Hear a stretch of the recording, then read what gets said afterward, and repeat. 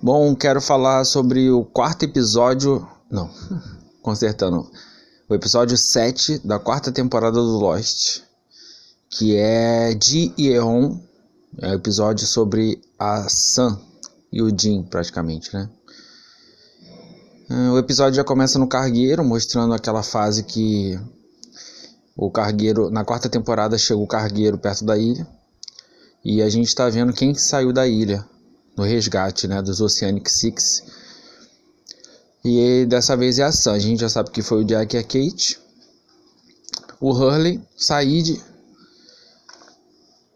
a Claire não saiu, mas o Aaron saiu, que tá com a Kate. Então vamos lá: Jack, Kate, Sayid, Hurley, o Aaron. Aí até aí são 5. E o sexto é a Sun. Esse episódio é um episódio um pouco complicado de se entender, porque ele tem umas coisinhas meio... É um detalhe que faz toda a diferença aí, mas eu vou chegar lá. Antes eu queria falar nesse episódio, tá mostrando o Lapidus, né? O Frank Lapidus. E a história dele é muito legal também, porque ele era um cara que... Ele entra na história nessa parte do cargueiro na quarta temporada, mas indiretamente, desde o começo, ele seria o piloto original, o piloto que estava agendado para ser o piloto do voo Oceânico 815. Então, de certa forma, ele já teria chegado na ilha. E no dia ele perdeu a hora, e o outro piloto que acabou sendo substituto dele, né? Então é interessante isso, né? De certa forma o personagem entrou na quarta temporada, mas a história dele, ele já estaria desde o começo indiretamente, né? E até aí a gente só vê ele com uma aparência que depois que ele sai da ilha, ele retorna na próxima temporada com outra aparência. É interessante ver também que esse personagem acabou ficando até o final, né? Para os momentos decisivos no finalzinho mesmo. Ele que garante a saída de todos no último capítulo. Então a entrada do Frank na quarta temporada foi bem interessante nesse sentido. Tem uma conversa da Sun com o Jin para falar sobre nomes de bebês. E é bem interessante esse jeito, essa jogada que o roteiro faz. Porque a Sun fala assim: não, a gente, quando sair da ilha, a gente vai falar sobre nomes de bebês. E de repente a cena corta e mostra a Sun já fora da ilha, só que dessa vez não é no passado, é no futuro. E tudo dá a entender que o Jin saiu também, né? Então, assim, o roteiro do Lost, ele brinca sempre com a nossa expectativa pelo que vai acontecer. Ele cria uma expectativa e depois ele faz exatamente o contrário do que a gente esperou. E também nessa cena que mostra a Sun já no futuro, tem uma rápida participação indireta da Nikki, que era a mulher do Rodrigo Santoro, do Paulo, né? Ela está assistindo o seriado Exposé, dublado em coreano. Então, assim, outra coisa aí da terceira temporada, né? Que praticamente eles reaproveitaram, não ficou tão esquecido, né? Os personagens, por mais que eles teve pouca participação, morreram enterrados vivos, mas ainda foram citados de certa forma nesse episódio. Também desde a segunda temporada tinha uma expectativa de que da situação lá das grávidas que morrem na ilha e tal, o Ethan já tinha sequestrado a Claire para fazer aquelas injeções nela, e aí a Sun fica grávida também. Então, assim, esse episódio, ele lida muito com essa expectativa da gravidez dela, né? Se ela vai sair da ilha. E o jeito do roteiro mostrar pra gente que ela saiu da ilha é mostrando ela com barrigão, né? Fora da ilha. Então, assim, a gente fica nisso, né? Ela tá essa cena é no futuro ou é uma cena do passado? Então, o jeito que eles acabam fazendo a gente ver o que é desses detalhes. E aí corta pro flash, né, do Jin. Que aí que é o segredo. O segredo desse flash do Jim é que ele na verdade não é no futuro, ele é no passado. Então, nesse mesmo episódio a gente tem o presente na ilha, o futuro com a Sam e o passado com o Jim. Isso daí eu acho que nenhum episódio mostrou desse jeito. E só dá para perceber que é passado a parte do Jim com um detalhe que vai aparecer já já, eu já vou explicar. Essa jogada do roteiro é muito inteligente porque eles fazem com que tudo dá a entender que o Jim está indo ver a Sam, né? A pergunta que o dono da loja faz é menino ou menina, que combina com a pergunta que eles fizeram na ilha, né? E ele pergunta, é lá da maternidade? Ele fala, é. Então tudo isso é uma estratégia do roteiro muito bem feito para enganar a gente, né? Para deixar a gente perdido, como sugere o título. Agora uma coisa que ficou bem fácil de ser descoberto para quem acompanhou Lost na época, foi que o espião no barco, o espião que o Ben disse que tinha no cargueiro, né, era o Michael. Isso daí pra gente já ficou muito claro quando a gente acompanhou a série em tempo real, porque saiu na imprensa que o ator que faz o Michael iria retornar de alguma forma. Então já deu a entender, a gente já suspeitava que seria ele. Dá pra ver nos créditos iniciais o nome do ator, né?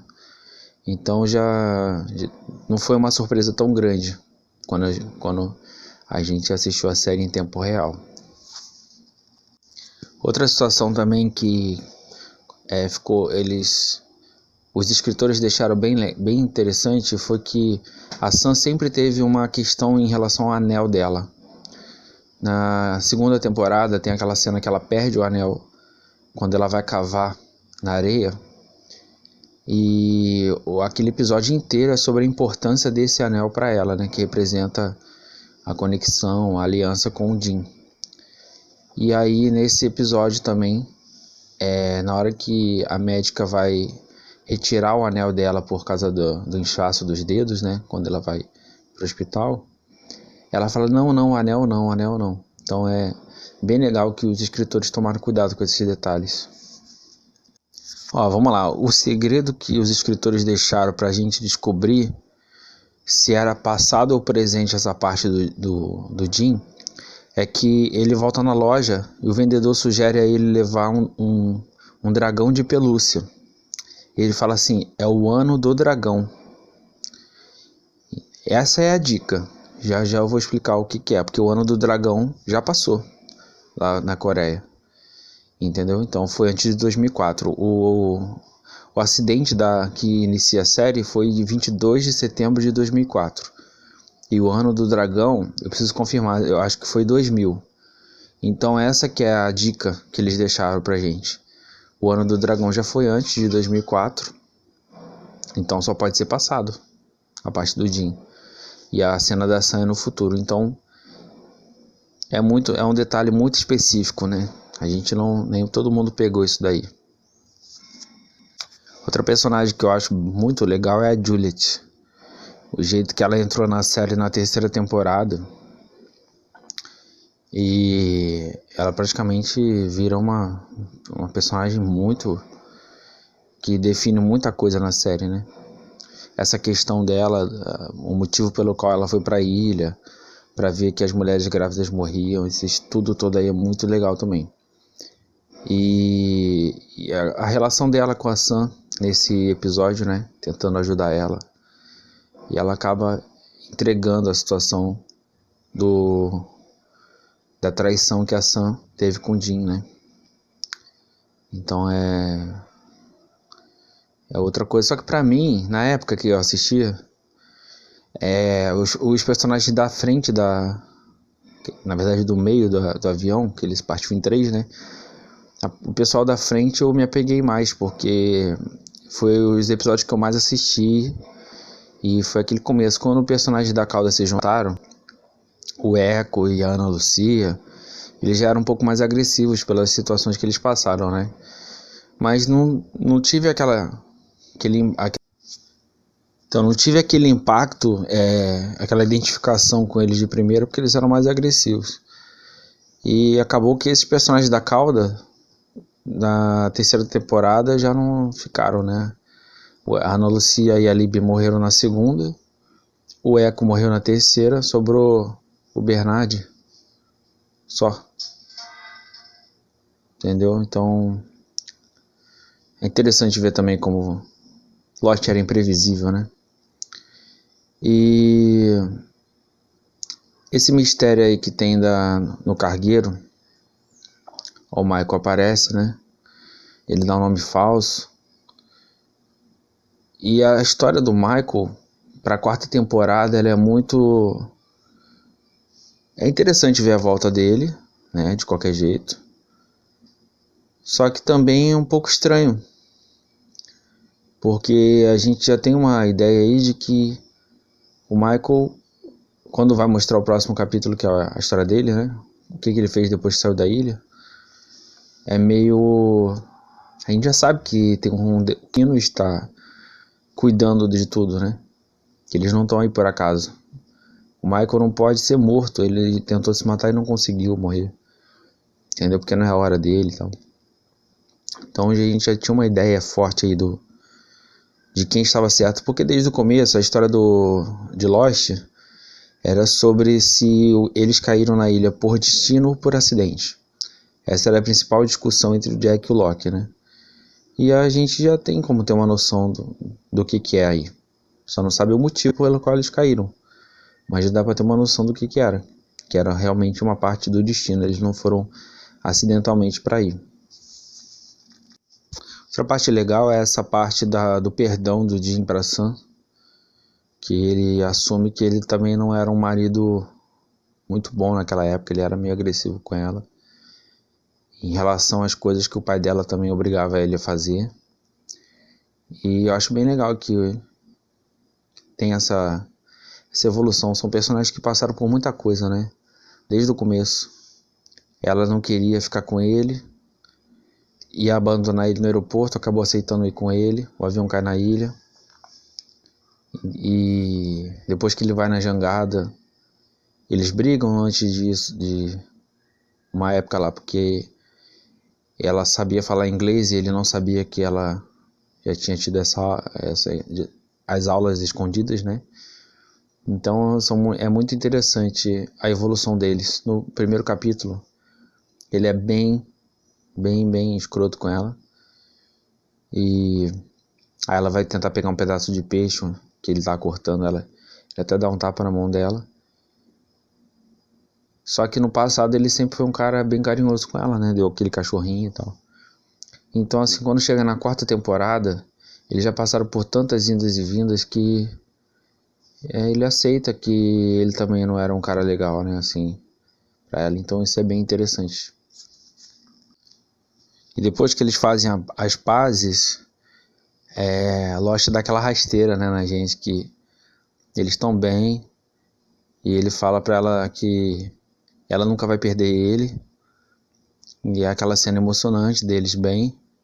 E de repente corta de novo pra cena do passado do Jim. Que a gente vai entender que é o passado, né? Que parece que ele vai entregar o panda de pelúcia pra Sam. E na verdade não é pra Sam, né? É pra uma outra mulher. Ele tá só fazendo uma entrega. Ele na verdade já tá trabalhando pro pai da Sam. Porque ele fala pro senhor Pike, né? Pike.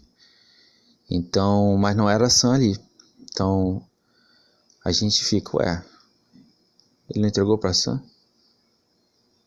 Aí a outra mulher ainda fala, você já vai? Ele fala, não, é meu filho. Só tô casado há 2 meses. Então ele casou com a Sam recentemente. E tudo isso foi antes. Aí no final corta pra cena da Sam recebendo o Hurley em casa, né? Que é bem legal também ver essa cena. E aí é agora a revelação que o Jim tá supostamente morto, né? A filhinha dele. porque eles vão num túmulo com o Jim, né? E aí se abre uma outra questão, um grande mistério sobre o que aconteceu com ele. Entendeu? Então termina com esse mistério aí. O que aconteceu com o Jim? Ele tá morto? Ele é um dos Oceanic Six? Ou Aaron conta como um deles? O que aconteceu com o Jim? Fica uma grande lacuna aí, que vai ser explicada no último capítulo dessa temporada, da 4ª temporada. Então, e contrapõe exatamente o que acabou de falar na ilha, né? Sinto a sua falta. Então é muito interessante o jeito que o roteiro é escrito. Não só pela série ser sobre uma ilha, mistérios e tal, mas esse jeito de estabelecer uma coisa e depois fazer o contrário é o que é a graça do Lost. Então, esses foram os comentários sobre o episódio 7 da 4ª temporada de Lost. Fui!